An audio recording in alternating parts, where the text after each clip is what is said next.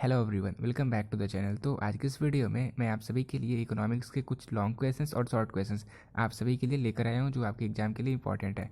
और मैंने आपको पहले ही बता रखा था कि आप आज और कल तक में इकोनॉमिक्स की कंप्लीट चैप्टर को रिवाइज कर लेना, और इसलिए मैं इस वीडियो को लेकर आया हूँ ताकि जितने क्वेश्चंस मैं आपको करवाने वाला हूँ आप सभी इन क्वेश्चंस की प्रैक्टिस कर लो। आप देख लो आप खुद से इन क्वेश्चंस को सॉल्व कर पा रहे हो या नहीं कर पा रहे हो। ठीक है, तो देखो हम सबसे पहले देखने वाले लॉन्ग क्वेश्चंस को। क्वेश्चन नंबर फर्स्ट है, what is the difference between micro economics and macro economics. तो माइक्रो इकोनॉमिक्स यहाँ पे हम चीज़ों को इंडिविजुअल लेवल पे पढ़ते हैं, ठीक है। वही मैक्रो इकोनॉमिक्स तो यहाँ पे हम एग्रीगेट लेवल पे पढ़ते हैं, जैसे नेशनल इनकम, एग्रीगेट डिमांड, इन सब चीज़ों को हम मैक्रो इकोनॉमिक्स में पढ़ते हैं। वही अगर हम माइक्रो इकोनॉमिक्स की बात करें तो यहाँ पे हम different forms of market, consumer equilibrium, इन सारी चीज़ों को पढ़ते हैं, ठीक है। तो ये सारे डिफरेंस यहाँ पे मैं आपको दिखा रहा हूँ, और ये सारे डिफरेंस हिंदी में भी आपको दिखाने वाला हूँ और साथ ही साथ इंग्लिश में दिखाने वाला हूँ।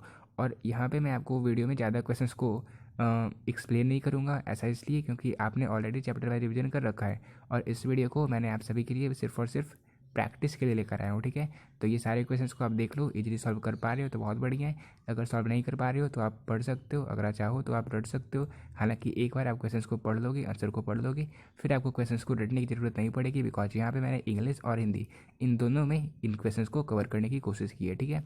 फिर देखो क्वेश्चन नंबर सेकेंड है, मांग के नियम एवं मांग की लोच में अंतर स्पष्ट कीजिए। तो इससे हमने पढ़ा था, हमने एक चैप्टर पढ़ा था लॉ ऑफ डिमांड और एक चैप्टर पढ़ा था इलास्टिसिटी ऑफ डिमांड। मैंने आपको बताया था जो लॉ ऑफ डिमांड होता है वो होता है क्वालिटेटिव स्टेटमेंट, लेकिन जो इलास्टिसिटी ऑफ डिमांड होता है वो होता है क्वांटिटेटिव स्टेटमेंट। मैंने आपको बहुत सारी चीज़, तो ये सारे डिफरेंस यहाँ पे दिए हुए हैं, आप देख सकते हो लॉ ऑफ डिमांड और इलास्टिसिटी ऑफ डिमांड में क्या क्या डिफरेंस है। इन सभी पॉइंट को आप एग्जाम में आंसर कर सकते हो। और देखो ये भी ज़रूरी नहीं है कि जो आंसर मैं आपको बता रहा हूँ आप उस आंसर को एग्जाम में आंसर करो। अगर आपके पास ऑलरेडी नोट्स अवेलेबल है और उन नोट्स से आप पढ़ रहे हो तो अच्छी बात है, और उन्हीं नोट्स के आंसर को आप एग्जाम में आंसर करना, ठीक है। क्योंकि आप फिर से क्वेश्चंस को रटने लगोगे तो आपको बहुत प्रॉब्लम होने वाला है। ये मैं आपको बता रहा हूँ, मैं इसलिए लेकर आया हूँ ताकि जो इंपॉर्टेंट क्वेश्चन है वो आपको पता चल जाए, और साथ ही साथ आपकी जो प्रैक्टिस है वो भी अच्छे तरीके से हो जाए, ठीक है। तो क्वेश्चन नंबर 12 को हमने क्लियर कर लिया। अब क्वेश्चन नंबर 13 है, discuss the main function of Reserve Bank of India as central bank. तो आपको पता है इंडिया की सेंट्रल बैंक है रिजर्व बैंक ऑफ इंडिया, और इसके कई सारे फंक्शंस हैं, जैसे आपको पता होगा बैंकर टू द गवर्नमेंट, या फिर नोट को इसी के द्वारा इशू किया जाता है। इसके अलावा फॉरेन रिजर्व के कस्टोडियन भी हमारा रिजर्व बैंक ऑफ इंडिया ही है। इसके अलावा सबसे बड़ी बात, it is the banks of bank, मतलब बैंकर्स बैंक। तो ये सारे फंक्शंस होते हैं रिजर्व बैंक ऑफ इंडिया के, और ये सारे पॉइंट्स यहाँ पे दिए हुए हैं, ये सारे फंक्शंस यहाँ पे दिए हुए। इनमें से किसी भी 4 से 5 पॉइंट्स को आप एग्जाम में भी आंसर कर सकते हो, ठीक है। तो हिंदी और इंग्लिश दोनों को हम साथ में लेकर चल रहे हैं। उम्मीद कर रहा हूँ आपको ये वीडियो अच्छा लग रहा होगा। अगर आपको वीडियो अच्छा लग रहा होगा तो आप वीडियो को शेयर कर सकते हो, अदरवाइज आप कंटिन्यू करो, ठीक है।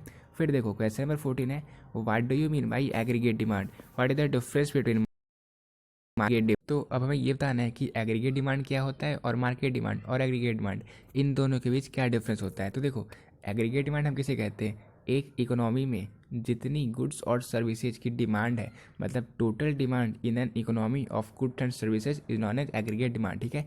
तो इस तरीके से आप एग्रीगेट डिमांड को आंसर कर सकते हो। इसके अलावा अब हम ये देखने वाले हैं कि मार्केट डिमांड और एग्रीगेट डिमांड में क्या अंतर होता है। तो मार्केट डिमांड देखो ये माइक्रो कॉन्सेप्ट है, माइक्रो यानी कि इंडिविजुअल कॉन्सेप्ट है, लेकिन जो एग्रीगेट डिमांड है ये मैक्रो कॉन्सेप्ट है, ठीक है।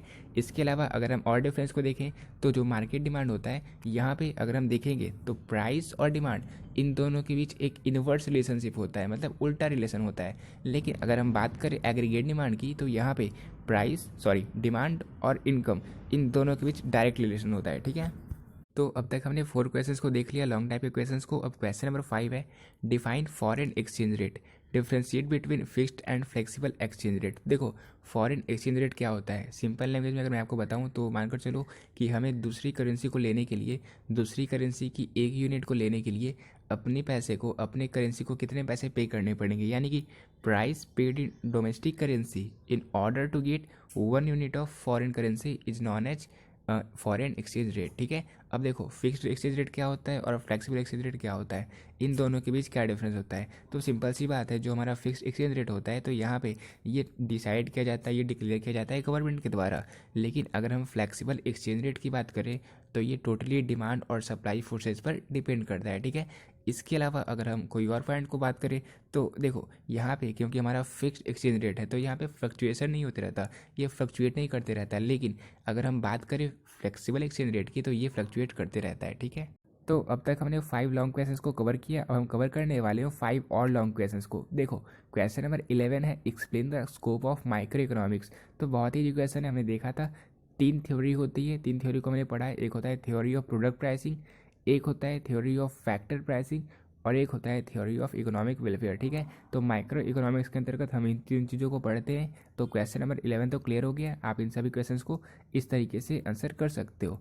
इसके अलावा क्वेश्चन नंबर 12 है why does the demand curve slopes downward. तो जो डिमांड कर्व होता है वो डाउनवर्ड यानी कि वो लेफ्ट से राइट की ओर डाउनवर्ड क्यों झुकता है, मतलब वो निगेटिवली स्लोप्ड क्यों होता है। तो इसके कई सारे रीजन होते हैं। जैसे आपको पता होगा, सिंपल सी बात है कि अगर हमारा जो प्राइस बढ़ता है तो उस टाइम जितने भी डिमांड होती है वो घट जाती है। ये बहुत ही सिंपल सी बात है, आपने देखा था law of diminishing marginal utility में ये सारे फैक्टर्स होते हैं जिसके कारण जो डिमांड कर्व होता है वो डाउनवर्ड स्लोप करता है। ठीक है, इसके अलावा हमने इनकम इफेक्ट को भी देखा था। तो इन सारे पॉइंट्स को आप लोग एग्जाम में आंसर कर सकते हो। ठीक है, मैंने ऑलरेडी हिंदी और इंग्लिश दोनों में आंसर प्रोवाइड कर रहा हूँ, तो आप उन सभी को पढ़ सकते हो, आपको सारी चीज़ें क्लियर हो जाएगी। ठीक है, इसके अलावा क्वेश्चन नंबर 13 है explain the factors on which supply of a commodity depend. तो एक कमोडिटी की सप्लाई किन किन चीज़ों पर डिपेंड करती है। देखो इकोनॉमिक्स की खास बात ये है कि इन क्वेश्चंस को सॉल्व करने में आप खुद एज अ प्रोड्यूसर अगर सोचोगे, मतलब एग्जाम्पल लेकर समझोगे, तो आप ज़्यादा क्लियरली किसी भी क्वेश्चंस को आंसर कर सकते हो। जैसे कि मानकर चलो आप खुद प्रोड्यूसर हो, आप सप्लाई करते हो, तो आप ये देख लोगे कि एक्सपेक्टेड फ्यूचर प्राइस क्या है, मतलब फ्यूचर में जो ये प्रोडक्ट है उसकी प्राइस बढ़ सकती है या घट सकती है, उस अकॉर्डिंग आप सप्लाई करोगे। ठीक है, इसके अलावा आप ये भी देख सकते हो कि जो हमारा प्रोडक्शन फैक्टर था, मतलब जो रॉ मटेरियल्स वगैरह हमने परचेज करे थे उनकी कितने प्राइस थे उसके अकॉर्डिंग सप्लाई करेंगे। और इसके अलावा आप देख सकते हो उस कमोडिटी की प्राइस को भी आप मेजर कर सकते हो, उसके अकॉर्डिंग भी आप सप्लाई करते हो।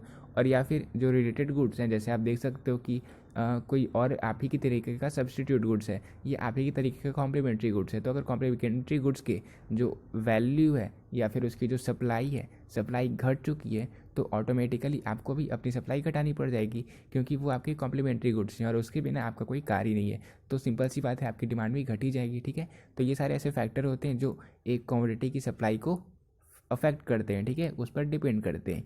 इसके अलावा क्वेश्चन नंबर 14 है what is monopoly explain its feature. बहुत ईजी क्वेश्चन है, आपको पता होगा मोनोपोली क्या होता है, परफेक्ट कंपटीशन क्या होता है, मोनोपोलिस्टिक कंपटीशन क्या होता है, ऑलिगोपोली क्या होता है, ये सारी चीज़ें क्लियर होगी। ठीक है, और क्लियर रहना भी चाहिए, इनमें से कोई भी क्वेश्चन आपके एग्जाम में पूछा जा सकता है। अब मोनोपोली में आपको सिंपल सी बात जान लो कि आप में एक सिंगल सेलर होता है, यानी कि एक ही होता है विक्रेता, यानी कि एक ही होता है सेलर, एक बेचने वाला होता है और ख़रीदने वाले बहुत सारे होते हैं। Single seller and large number of buyer, ये एक बहुत ही बड़ा फीचर है मोनोपोली का। इसके अलावा आप देख सकते हो इसमें कोई क्रॉस सब्सटीट्यूट भी नहीं होता, यानी कि आपके पास कोई ऑप्शन भी नहीं होता। अगर आप एक चीज़ को परचेज नहीं करना चाहोगे तो आप दूसरी चीज़ को परचेज भी नहीं कर सकते हो। इसके अलावा नई फर्म की एंट्री भी बैन रहती है, क्योंकि यहाँ पे रेस्ट्रिक्शन लगा हुआ होता है, किसी भी न्यू फर्म को आने की अनुमति नहीं रहती। यही मेन फीचर होते हैं मोनोपोली के। इसके अलावा आप ये देख सकते हो कि यहाँ पे जो मोनोपोलिस्ट होते हैं वही प्राइस मेकर होते हैं। ठीक है, तो ये सारे फीचर होते हैं, ये सारे इंपॉर्टेंट फीचर्स होते हैं मोनोपोली के। मोनोपोली में एक सिंगल सेलर होता है और लार्ज नंबर ऑफ बायर होते हैं। ठीक है, इसके अलावा अब क्वेश्चन नंबर 15 है discuss the development function of commercial banks. तो कॉमर्शियल बैंक क्या होता है ये हमने ऑलरेडी पढ़ रखा है, और कॉमर्शियल बैंक्स के क्या क्या फंक्शंस होते हैं ये भी हमने देख रखा है। अब इसके डेवलपमेंट फंक्शंस क्या होते हैं, देखो जो कमर्शियल बैंक होते हैं वो क्या करते हैं, पब्लिक से जिनके पास पैसे रखे हुए हैं उनसे पैसे लेते हैं, और जिन नीडी पर्सन होते हैं जो बिजनेस करना चाहते हैं उन्हें पैसे देते हैं। इससे अपने कैपिटल की प्रोडक्टिविटी को ये बढ़ा देते हैं, मतलब जो पैसे ऐसे ही रखे हुए थे अब उनसे क्या होगा, उनसे हमारा प्रोडक्शन बढ़ेगा, हमारा देश का और प्रगति होगा, विकास होगा। ठीक है, और जो हम सब चाहते हैं।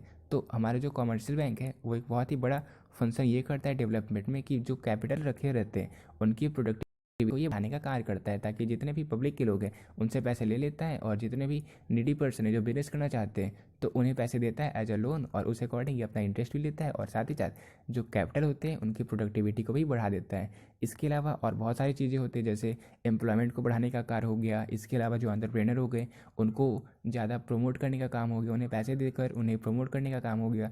तो ये सारे ऐसे डेवलपमेंट फंक्शन होते हैं कॉमर्शियल बैंक के। ठीक है, तो इन तरीक़ों से आप इन क्वेश्चंस को सॉल्व कर सकते हो। अब मुझे नहीं लगता कि आपको इन क्वेश्चंस को सॉल्व करने में कोई प्रॉब्लम हो रहा होगा, ये सारे बहुत ही बेसिक क्वेश्चंस थे। इसी तरीके से क्वेश्चन नंबर 11 है what is the law of increasing returns and why does it become operational. तो देखो ये क्वेश्चन तो मैंने ऑलरेडी सब्जेक्टिव में कवर करवा दिया था। ठीक है, आपको पता होगा मैंने इकोनॉमिक्स के अब तक 3 वीडियो को अपलोड किया है सब्जेक्टिव का, जहाँ पे मैंने इकोनॉमिक्स के इंपॉर्टेंट सब्जेक्टिव क्वेश्चंस को कवर किया था। तो क्वेश्चन नंबर 11 को मैंने ऑलरेडी कवर कर लिया है। क्वेश्चन नंबर 12 है explain the characteristics of indifference curve. तो इंडिफरेंस कर्व क्या होता है, इसके क्या फीचर्स हैं, इसे भी मैंने ऑलरेडी कवर कर रखा है। और साथ ही साथ question number 13, what do you mean by utility, right the concepts of utility. Utility क्या होता है, it is the want satisfying ability of a commodity is known as utility. तो ये भी मैंने क्लियर करवा रखा है आपको। कार्डिनल अप्रोच क्या होता है, ऑर्डिनल अप्रोच क्या होता है, ये सारी चीज़ें क्लियर है, ठीक है। तो क्वेश्चन नंबर 11, 12, 13 आपको पिछले वीडियो में मैंने ऑलरेडी कवर करवा रखा है। क्वेश्चन नंबर 14 है explain the importance of circular flow of income. तो सर्कुलर फ्लो ऑफ इनकम ये चैप्टर तो हमने ऑलरेडी पढ़ रखा है, आपको मैक्रो इकोनॉमिक्स में इसे पढ़ना होता है, ठीक है। तो आप डायरेक्टली वहाँ से भी इस आंसर को सॉल्व कर सकते हो। अब क्वेश्चन नंबर 12 है explain the law of demand, what are it assumptions. तो देखो लॉ ऑफ डिमांड क्या होता है, इलास्टिसिटी ऑफ डिमांड क्या होता है, ये सारे बेसिक क्वेश्चन मैंने ऑलरेडी कवर करवा रखे हैं। लॉ ऑफ डिमांड में हमने सिंपली पढ़ा था, if other factors remain constant, अगर किसी कमोडिटी की प्राइस को बढ़ा दिया जाए तो उसका जो डिमांड होता है वो ऑटोमेटिकली घट जाता है। वही अगर प्राइस की कमोडिटी को घटा दिया जाए तो जो डिमांड होता है वो बढ़ जाता है, ठीक है। That is the law of demand. और इसके अलावा कौन कौन से फैक्टर्स को कांस्टेंट रखना रहता है, जैसे कि जो हमारा कंज्यूमर है उसका जो इनकम है वो फिक्स्ड है। ये सारी चीज़ों को हमने ऑलरेडी वहाँ पे कवर कर लिया था, ठीक है। इसके अलावा क्वेश्चन नंबर 13 है what is mean by perfect competition. तो मैंने आपको ऑलरेडी बता रखा है कि 4 पॉइंट्स को, मोनोपॉली क्या होता है, मोनोपॉलिस्टिक कंपटीशन क्या होता है, परफेक्ट कंपटीशन क्या होता है और ऑलिगोपॉली क्या होता है। इन 4 को आप लोग अच्छे से याद रखना, 4 में से कोई भी क्वेश्चन आपके एग्जाम में पूछा जा सकता है, ठीक है। इसके अलावा क्वेश्चन नंबर 14 है what do you mean by commercial bank. तो कॉमर्शियल बैंक क्या होता है, इसके क्या क्या लिमिटेशंस होते हैं क्रेडिट क्रिएशन के, वो सारी चीज़ें आप अगर कॉमर्शियल बैंक के चैप्टर को स्टार्ट करोगे तो आपको स्टार्टिंग में मिल जाएगी। और देखो अगर आपने चैप्टर वाइज नोट्स आपके पास अवेलेबल नहीं है तो मैंने जिनको प्रीफर किया था मैं आपको बता देता हूँ, क्योंकि मैंने आपको ऑलरेडी बता रखा है best YouTube channel of economics में कि मैंने इकोनॉमिक्स ईजी है के चैनल से कंप्लीट करा था। और इस रीजन से जो नोट्स सर ने शेयर किए थे, मतलब सर ने क्या किया था, जिस तरीके से मैंने अकाउंट्स की अपनी सीरीज़ को कंप्लीट किया है सेम उसी तरीके से इकोनॉमिक्स ईजी है के चैनल में माइक्रो इकोनॉमिक्स के आपको जितने चैप्टर्स मिलेंगे उनके नोट्स भी आपको उस प्लेलिस्ट में मिल जाएंगे, ठीक है। जैसे फर्स्ट चैप्टर को उन्होंने 3 से 4 वीडियो में कवर किया, उसके बाद जस्ट नेक्स्ट वीडियो में उन्होंने उस कंप्लीट चैप्टर की रिवीजन वीडियो को अपलोड किया है, वो 20 मिनट की है। तो अगर आप चाहो तो आप, अगर आपके पास नहीं है तो आप उन्हें प्रीफर कर सकते हो, ठीक है। इकोनॉमिक्स ईजी है बहुत ही बेस्ट चैनल है, मैंने उनसे ही पढ़ाई करी थी, बिजनेस स्टडी के भी और इकोनॉमिक्स की भी। तो अगर आप चाहते हो तो आप पढ़ सकते हो। इसके अलावा अगर आपके पास नोट्स ऑलरेडी अवेलेबल है तो आप उन्हीं से पढ़ना, ठीक है। फिर देखो अब क्वेश्चन नंबर 15 है explain progressive, proportional and regressive tax with examples. तो देखो प्रोग्रेसिव टैक्स क्या होता है, प्रोपोर्शनल टैक्स क्या होता है, रिग्रेसिव टैक्स क्या होता है। तो अगर टैक्स स्लैब के बढ़ने पर टैक्स के रेट पर कोई इफेक्ट ना पड़े तो वो कहलाता है प्रोपोर्शनल टैक्स। लेकिन अगर टैक्स स्लैब के बढ़ने पर जो टैक्स का रेट है वो भी बढ़ जाए तो वो कहलाता है प्रोग्रेसिव टैक्स। लेकिन टैक्स स्लैब के बढ़ने पर अगर जो हमारा टैक्स रेट है वो घट जाए तो ये कहलाता है हमारा रिग्रेसिव टैक्स, ठीक है। तो क्लियर हो गया क्या होता है हमारा प्रोग्रेसिव टैक्स, प्रोपोर्शनल टैक्स और रिग्रेसिव टैक्स। और इसके अलावा आपको ये भी पता होना चाहिए कि इनडायरेक्ट टैक्स क्या होता है और डायरेक्ट टैक्स क्या होता है। डायरेक्ट टैक्स में जिस पर्सन पर, जिस मनुष्य पर उसका प्रभाव पड़ता है उसे ही पैसे डायरेक्टली पे करने पड़ते हैं। लेकिन इनडायरेक्ट टैक्स में जिस पर्सन पर प्रभाव पड़ता है वो पैसे पे नहीं करता, बल्कि किसी दूसरे पर्सन को पैसे के पे करने पड़ते हैं। जैसे आप देखते होंगे जो प्रोड्यूसर होते हैं वो पहले चीज़ों को बनाते हैं, फिर जब बेचते हैं उन्हें बेचने के बाद हम कंज्यूमर से पैसे लेते हैं, तो ये कहलाता है इनडायरेक्ट टैक्स, ठीक है। तो इस तरीके से क्लियर हो गया होगा ये सारे क्वेश्चन आपका। इसके अलावा कुछ और इंपॉर्टेंट क्वेश्चन है लॉन्ग के जो आपसे एग्जाम में पूछे जा सकते हैं। क्वेश्चन नंबर 11 है explain the scope of micro economics. तो ये तो हमने ऑलरेडी कवर कर ही लिया, हटाते इस क्वेश्चन को। क्वेश्चन नंबर 12 है define money and explain function of money. तो मनी एंड बैंकिंग के चैप्टर में हमने बिल्कुल स्टार्टिंग में देखा था कि मनी क्या होता है और इसके क्या क्या फंक्शन होते हैं, ठीक है। तो इस तरीके से हम इस क्वेश्चन को भी आंसर कर सकते हैं। और इसके अलावा एक और क्वेश्चन आप लोग याद रखना कि बार्टर सिस्टम क्या होता है और बार्टर सिस्टम की क्या क्या लिमिटेशन होती है। ये क्वेश्चन आपसे एग्जाम में जनरली पूछा जाता है, ठीक है। तो इसे आप लोग रिवाइज कर लेना। इसके अलावा क्वेश्चन नंबर 13 है what is the meaning of consumer equilibrium, explain the condition of consumer equilibrium. तो आप देख सकते हो कितने बेसिक क्वेश्चंस आपसे एग्जाम में पूछे जा रहे हैं। तो ये सारे क्वेश्चंस को आप लोग इजीली सॉल्व कर सकते हो, कंज्यूमर इक्विलिब्रियम क्या होता है। और इसके अलावा क्वेश्चन नंबर 14 है what do you mean by perfect competition, how is price determined under perfect competition. तो परफेक्ट कॉम्पिटिशन क्या होता है, मोनोपॉलिस्टिक कॉम्पिटिशन क्या होता है, मोनोपॉली क्या होता है, लिगोपॉली क्या होता है, ये सारी हमने ऑलरेडी कवर कर ली है, मैंने आपको बता रखा है। ये सारे इंपॉर्टेंट क्वेश्चन हैं भी। तो अब देखो अब हमने इकोनॉमिक्स के कंप्लीट लॉन्ग क्वेश्चंस को कवर कर लिया, ठीक है। और अगर आपको ये वीडियो अच्छा लगा होगा तो आप वीडियो को शेयर कर सकते हो। इसके अलावा आपको इकोनॉमिक्स की अगर शॉर्ट वीडियो भी चाहिए होगी, मतलब शॉर्ट क्वेश्चंस की वीडियो भी चाहिए होगी, तो आप नीचे कमेंट सेक्शन में कमेंट कर सकते हो। और देखो, बहुत सारे बच्चे कमेंट कर रहे हैं कि सर आप बिजनेस स्टडी की वीडियो को अपलोड करो। तो देखो, बिजनेस स्टडी के एग्जाम में आपको 2 दिन का गैप मिलने वाला है, तो मैं उस टाइम ही बिजनेस स्टडी की वीडियो को अपलोड कर दूंगा। आपको ज़्यादा प्रॉब्लम होने वाला है अभी इकोनॉमिक्स में और एंटरप्रेन्योरशिप में। तो अभी आपको इकोनॉमिक्स की वीडियो चाहिए या एंटरप्रेन्योरशिप की वीडियो चाहिए, कमेंट कर सकते हो। ठीक है, मिलते हैं अपनी नेक्स्ट वीडियो में।